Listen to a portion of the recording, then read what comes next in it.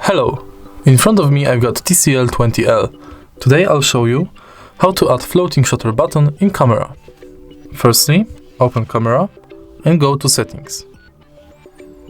Now, find touch to capture function and turn it on.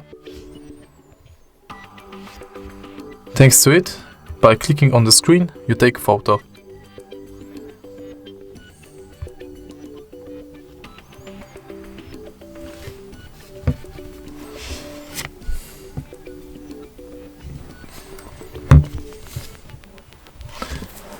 If you find this video helpful, please leave like, comment and subscribe.